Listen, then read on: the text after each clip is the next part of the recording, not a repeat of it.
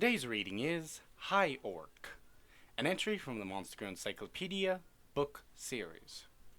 Beastmen having the characteristics of a boar, they are a higher ranked variant of the orc.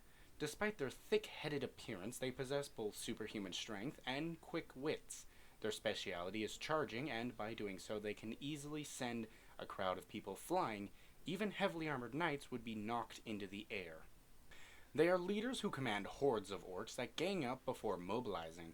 As powerful, courageous champions, their mere presence is inspiring to the orcs, assuaging their fears and causing them to maximally exhibit their orcish nature to prosecute Zavik.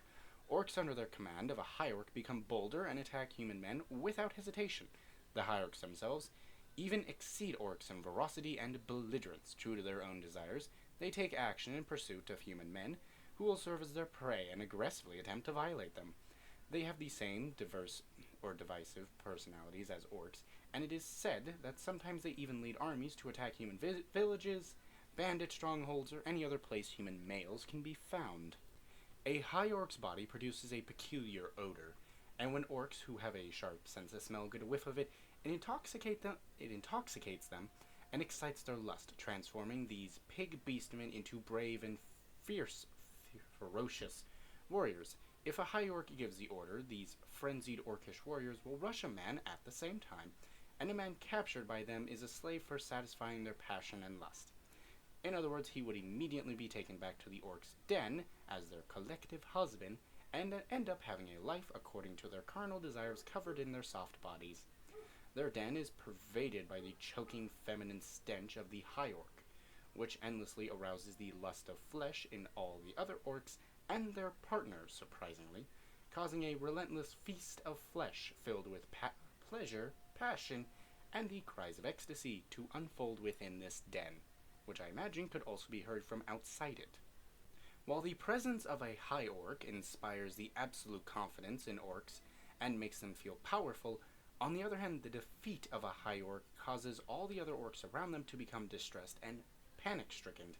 It is said that even orcs who had supposedly been raging a short time ago would uniformly lose the will to fight and collapse on the ground, or run away screaming.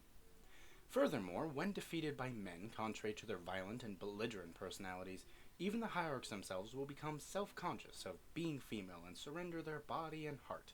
They undergo a psychological transformation, becoming servile and subservient, so that they take pleasure in being violated by the male, and their body also transforms into a soft, lovely flesh that exists only for the male's pleasure.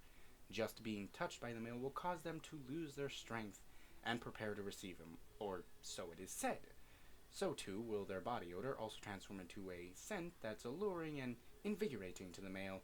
Just smelling it will cause his penis to swell up to the point that it's ready to burst, and arouse carnal desires for the high orc herself, as well as orcs in general.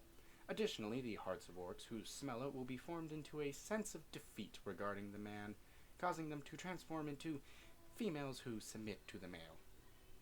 According to their husbands, their body odor can be quite addictive, and during sex, the males spend a while sniffing their body odor to arouse themselves and achieve a maximal erection, and then the men enjoy violating the lovely flesh of these females who never oppose the penis to their heart's content.